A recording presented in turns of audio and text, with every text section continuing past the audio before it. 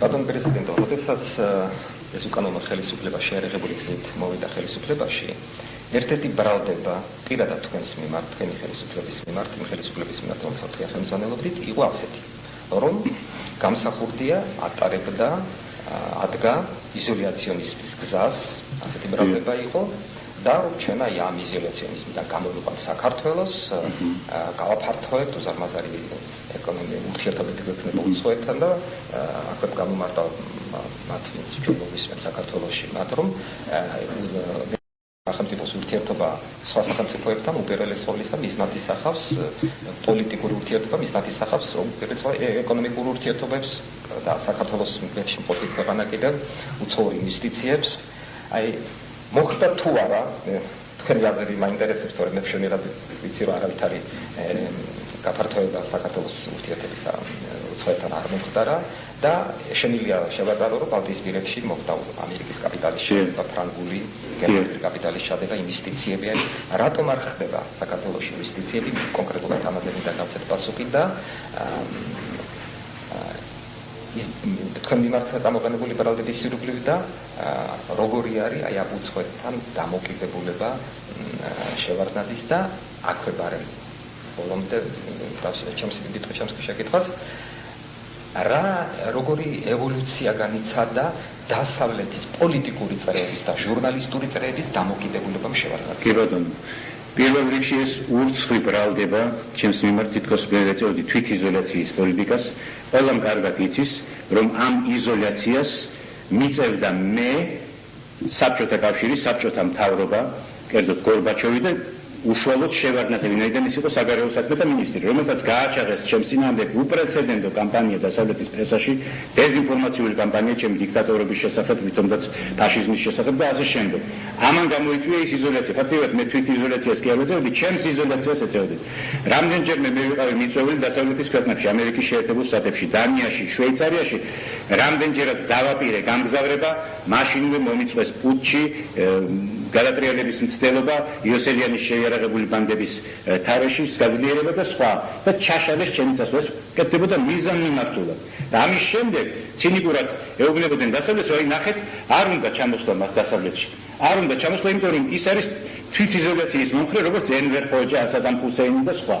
აი ასე ურცხვად ატყუებდნენ დასავლეთს ასე ურცხვად ავრცელებდნენ ამ ცილისწამებას მაგრამ მე მგონი დღესდღეობით ეს ცილისწამება უკვე თანდათან მოიხსნა მე უკვე აღარავინ არ მეწოდებს დიქტატორს დასავლეთში პირიქით ჭყალებში დიქტატორი ხშირად შემოხვედრია პრესაში ჭყალებში დიქტატორი განსაკუთრებია და ჭყალებში დიქტატორი შევარდნაძე უკვე ასე ჭყალებში დემოკრატი შევარდნაძე აი ეს ეხნა როგორ უკვე ამას პრესის დამოკიდებულება შევარდნაძისადმი ცალსახად ნეგატიურია არ არსებობს პუბლიკაცია ერთადერთი პუბლიკაცია იყო ვაშინგტონ ტაიმსში სადაც პატარა თმა იყო ორი სიტყვა იყო შევარდნაძეს უნდა დემოკრატია მეტი არ ახერხებდა აპრილის სიტუაცია და ვითომაც უნდა დემოკრატია დანარჩენი ყველგან საქართველოს შესახებ პრესაში უკვე იწერება სიმართლე ეს იმის ნიშანია რომ მთავრობებს უკვე შეცვლილია პოზიცია მისთან მაგრამ ოფიციალურად მთავრობის ზონაზე ამას არ აცხადებენ ვინაიდან სირცხვილია ადამიანი რომელსაც გუშინ ასე ერთხელოვნად უჭერდნენ მხარს სახელმწიფო ამის იდეალად და მის ქვეყანას დემოკრატიის რაღაც ოაზისად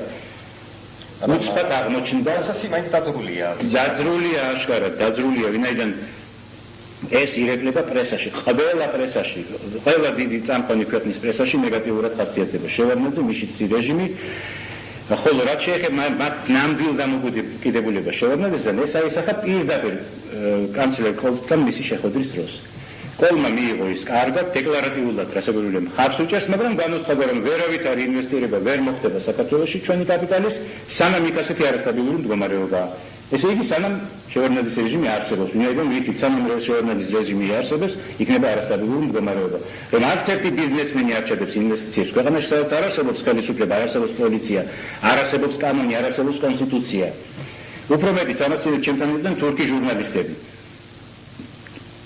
იმ გაზეთიდან რომელიც ჩემ მიმართ იყო ძალიან ნეგატიურად უცინ განწყობილი მოვიდნენ ერთგვარი ბოდიშით და მითხრეს ჩვენ ვიცით რომ საქართველოში არ არის არავითარი ხელისუფლება თქვენ ხართ დემოკრატიულად არჩეული პრეზიდენტი და გვითხარით რა ეშველება საქართველოს ჩვენ ვერ ჩავსულვართ საქართველოში და ვერ გვიმუშავია ვინაიდან გვეშინია ჩვენი სიცოცხლის ჩვენი უსაფრთხოების ესე იგი, მithumetes ეკონომიკის თეორიები რას იფიქრებენ, რომ ჟურნალისტი ვერ ჩასულა ქვეყანაში, ტურისტი ვერ ჩასულა ქვეყანაში და რომელი უცხოური კაპიტალის დაბადება არის შესაძლებელი. ეს ხომ არის აბსოლუტური სიცრუე და იმ ამერიკის სახელმწიფო დეპარტამენტმა, რომელიც დეკლარაციულად თვითონ შევარდნაძის უჭერს ხარს, თავის მოქალაქეებს აუგრძელა საერთოდ საქართველოში ჩასვლა. ვინაიდან საქართველო არის საშიში ქვეყანა. აი, აქედან შეგიძლია თქვენ განსაჯოთ, როგორი დამოკიდებულებაა შევარდნაძისადმი მისი რეჟიმისადმი.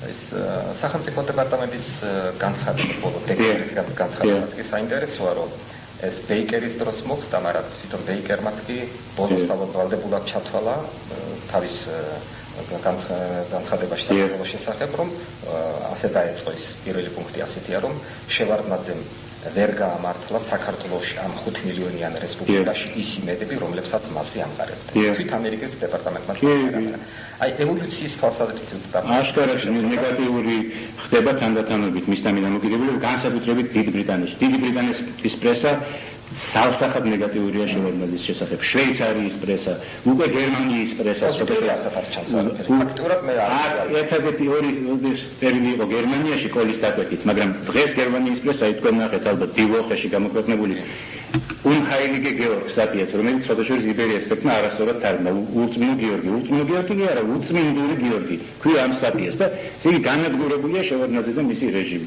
ასეთი წერილები ძალიან გახშირდა განსაკუთრებით ბოლო ხანებში დასავლეთის პრესაში. და ეს ნამდვილად სამოგეშოა. პირადად თქვენთან გარკვეული კონტაქტები აქვს? კი ბატონო, არის. არის განსაკუთრებით მაქვს მე ინგლისის რაღაცის კონტაქტები. კი ბატონო, არის დასავლეთის პრესასთან განსაკუთრებით აი ინგლისის წამყვანი პოლიტოლოგიური ჟურნალი სოვიეტ ანალისტი, რომელსაც უკვე ჯორჯიან ანალისტი დაარქვეს. ვინაიდან მეორე ნომერი უკვე მთლიანად მიძღვნილია საქართველოსადმი და შევარდნაძის რეჟიმის ხილებისადმი. აქ არის საოცარი ფაქტები გამოვლენილი ამ ესე იგი შევარდნაძის დიქტატორული რეჟიმის შესახებ, ანარქიის შესახებ, რაც საქართველოში სუფევს და ეს ერთმანეთს კითხვები ცნობს, ის იყო წინა ნომერი მას ფოტოშორის საქართველოს პრესაში ძალიან ცოტა გამოქვეყნდა იმ ნომრიდანაც ეხლა იმედი მაქვს რომ ინგლისის ნომერია, რომელიც საქართველოს კი ბატონო, ასე რომ ყოველნაირად მიმდინარეობს მე არის იმას თუ არა ამის უფლება თქვა რომ გარკვეული სახელმწიფოს ხელისუფლებიდან თქვენთან ამ ბოლო დროს მოხდა კონტაქტების დამყარება. კი არის, მე არ მინდა ახლა ამის შესახებ ძალიან დეტალური საუბარი, მაგრამ არის იმის ნიშნები, რომ დღეს საქართველოს კანონიერი ხელისუფლებისადმი ძალიან შეიცვალა დამოკიდებულება. და რაც თავარია მოიხსნა ის ძველი ბრალდებები, თუნდაც დიქტატურის შესახებ, თუნდაც თვითიზოლაციის შესახებ. დღეს ამერიკის პრესაში იქნება თუ სხვა ევროპის პრესაში ჩემი ხსენება ხდება მხოლოდ ასე. დემოკრატიული გზით არჩეული პრეზიდენტი გადაყენებული არადემოკრატიული მეთოდებით კრიმინალური ბანდების მიერ. აი მაგალითად აგერ ქრისტიან საიენს მინისტროში გამოქვეყნდა წერილი, ესე იგი დესტაბილიზაცია როგორც ეკონომიკის გასაღები, ეკონომიკის მდგომარეობის გასაღები, სადაც შეიძლება ვთქვათ მეგობრული არ არის ჩვენი ხელისუფლების მიმართ, მაგრამ შევარდნაძის ხელისუფლების მიმართ ძალზე ნეგატიური და პირდაპირ არის ნათქვამი, რომ ხალხის მიერ არჩეული პრეზიდენტი განდევნილ იქნა ნასამართლები კრიმინალების მიერ. ეს პირდაპირ ასე. რომელსაც შემდეგ ხელისუფლებაში მოიყვანეს შევარდნაძე. აი ასეთი არის პრესაში სათაურის აღსირაში მდგომარეობა. რომ დესტაბილიზაციის ციხე აიექნება ეკონომიკის ასეთი მდგომარეობა. ეს გაბატონებული აზრი არის ახლა დასავლეთში. გაბატონებული აზრი, კრიმინალური. დიახ. ანარქია, სახელმწიფო ხელისუფლების არარსებობა, მთავრობის არარსებობა, პარლამენტის არარსებობა, საკანონმდებლო ბაზის ვინ შემოიტანს. სადაც არ აქ პირდაპირ დახასიათებულია ეს პარლამენტი და ნაჩვენებია რომ ფაქტიურად ეს არავითარი პარლამენტი არ არის. ასე რომ ასეთი მანქილებელი წერილები ძალზე გახშირდა. ეს არის მთავრობის პოზიცია. თქვენ უნდა გახსოვდეთ რომ დასავლეთში პრესა იმართება მთავრობის მიერ არანაკლებად ვიდრე აღმოსავლეთში. ეს ფოტოშორის საერთოდ ასეა. მთავრობას ძალიან დიდი ზეგავლენა აქვს პრესაზე. ესე იგი პრესაში ზოგჯერ ისეთი პოზიციები გამოჩნდება, რომელსაც მთავრობის განწყობილებებს, რომელსაც მთავრობა ჯერ ოფიციალურად ვერ აცხადებს ან არ აცხადებს. ძალიან კარგად აღარ რაღაც მინიმალურად.